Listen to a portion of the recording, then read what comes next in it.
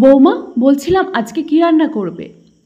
ওই তো মা, একটু ডাল করব, মাছের ঝাল আর চিংড়ি মাছের মালাইকারি। মালতী দেবী তখন বললেন, চিংড়ি মাছ রান্না করবে বৌমা? আমার খোকা তো চিংড়ি মাছ খায় না, ওর চিংড়ি মাছে খুব অ্যালার্জি। মধুমিতা মানে মালতী দেবীর বৌমা তখন খানিকটা হেসে উত্তর দিল, খাবে মা, খাবে। আমি রান্না করছি আরও খাবে না? আমি বলছি বৌমা, খোকা খাবে না, কারণ চিংড়ি মাছে খোকার খুব অ্যালার্জি, তাই খোকা চিংড়ি মাছ খায় না। আমি ওর মা, আমি জানি। মধুমিতা শাশুড়ির কোনো কথা না শুনে চিংড়ি মাছের মালাইকারি করল। দুপুরে খেতে বসে মালতী দেবীর ছেলে পবিত্রবাবু মধুমিতার বানানো চিংড়ি মাছের মালাইকারি খেলেন। মালতী দেবী দেখে খানিকটা অবাক হয়ে গেলেন এবং মনে মনে কষ্ট পেলেন, কারণ এর আগে উনি যতবার চিংড়ি মাছ করেছেন ততবারই পবিত্র খায়নি। তারপরে মালতী দেবী পবিত্রবাবুকে জিজ্ঞাসা করেন, খোকা, তুই তো চিংড়ি মাছ খাস না, তবে আজ খেলি? আমি যখন বানাতাম তুই আমাকে কত বকা দিতিস, একদিনের জন্য চিংড়ি মাছ খাসনি। আজ কি হলো তাহলে? তোর কি তাহলে এখন চিংড়ি মাছ খেলে আর অ্যালার্জি হয় না? না মা, চিংড়ি মাছ খেলে আমার খুবই অ্যালার্জি হয়। আসলে মধুমিতা চিংড়ি মাছ খেতে খুব ভালোবাসে।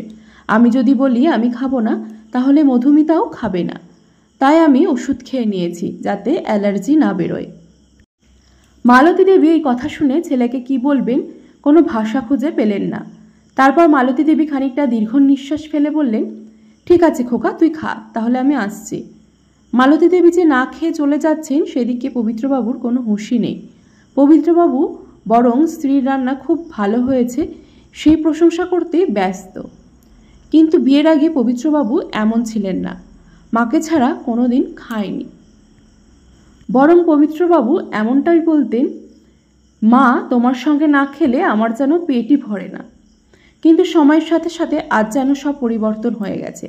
পবিত্রবাবু এখন জিজ্ঞাসাও করে না মা খেয়েছে কিনা, উল্টে স্ত্রীকে নিয়ে যখন তখন বাইরে চলে যায়।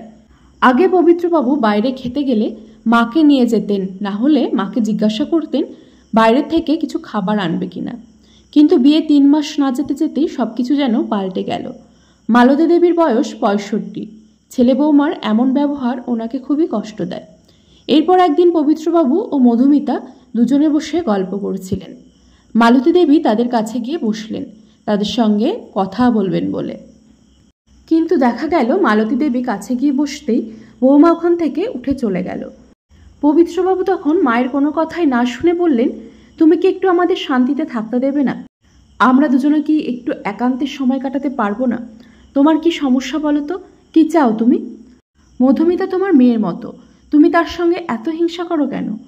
মালতী দেবী তখন বললেন, আমি বৌমাকে হিংসা করি? কি বলছিস এসব খোকা তুই? আসলে তোর সঙ্গে কতদিন হয়ে গেল ঠিক করে কথা হয় না, তাই এসেছিলাম তোর সঙ্গে একটু কথা বলবো বলে। তুই তো কোনো কথাই এখন আমার শুনিস না, কোনো খোঁজও নিস না আমার। আমি বলতে এসেছিলাম আমার প্রেশারের ওষুধটা শেষ হয়ে গেছে, অনেক দিন হলো, তুই এনে দিসনি। আসলে আগে তো তোকে কোনো সময় বলতে হতো না আমার ওষুধের কথা, তাই এতদিন বলিনি। এইটা বলার জন্যে এসেছিলাম খোকা।